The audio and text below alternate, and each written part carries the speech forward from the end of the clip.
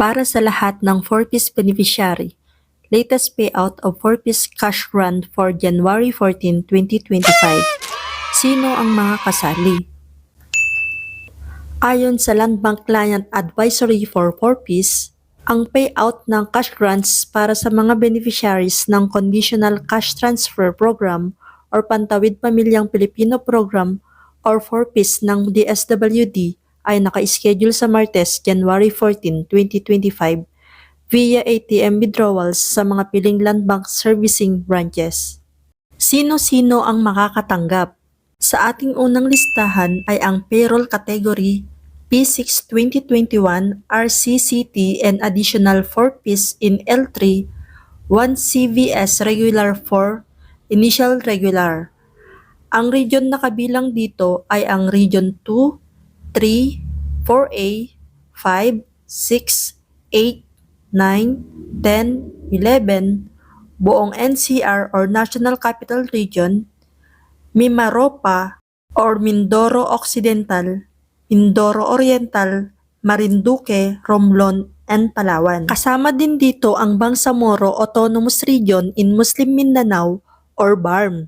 Next, payroll category P1 2022 additional 4-piece in L3, 1 CVS regular. Ang mga region na kabilang dito ay ang Region 8 at ang Bangsamoro Autonomous Region in Muslim Mindanao or BARM. Ang sunod na payroll category ay ang P2 2022 RCCT and additional 4-piece in L3, 1 CVS regular 4, initial regular 1-3 payrolls for HHS under Code 14 at ang P3 2022 RCCT and additional 4-piece in L3, 1 CVS regular, 4 initial regular, 13 payrolls for HHS under Code 14. Ang mga region na kabilang dito ay mula Region 2 hanggang Region 12. Kabilang din ang buong NCR, Mimaropa, at ang BARM or Bangsamoro Autonomous Region in Muslim Mindanao. Next,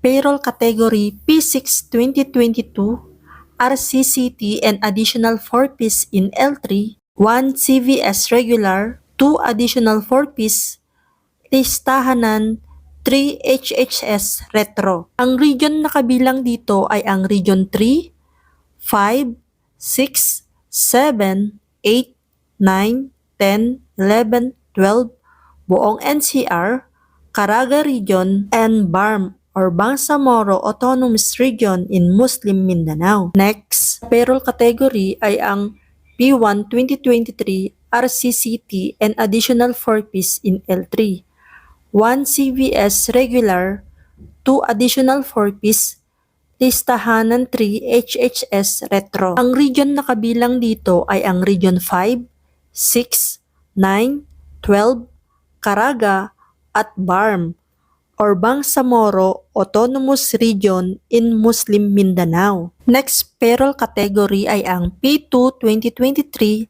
RCCT and additional 4-piece in L3, 1 CVS regular, 2 additional 4-piece, listahanan 3 HHS retro.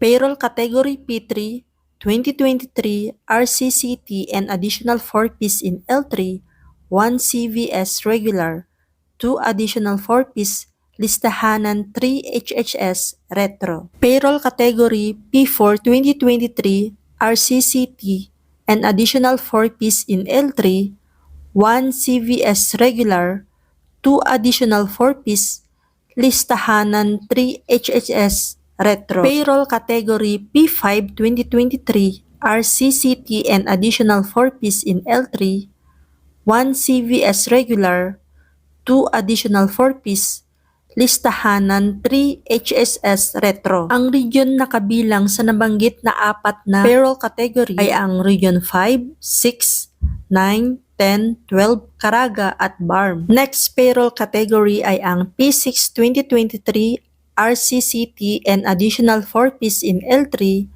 1 CVS regular, 2 additional 4-piece, listahanan 3 HSS retro. Ang region na kabilang dito ay ang Region 5, 6, 9, 12, Caraga at BARM or Bangsamoro Autonomous Region in Muslim Mindanao. Next payroll category P1 2024 RCCT and additional 4 Ps in L3 1 CVS regular. Kabilang dito ang all regions. Ang huling payroll category ay ang RP B47 Retro System or CVD. Ang region na kabilang dito ay ang Region 3. Reminder lang po, ang mga nabanggit na payroll category at region lamang po ang makakatanggap ng cash grant.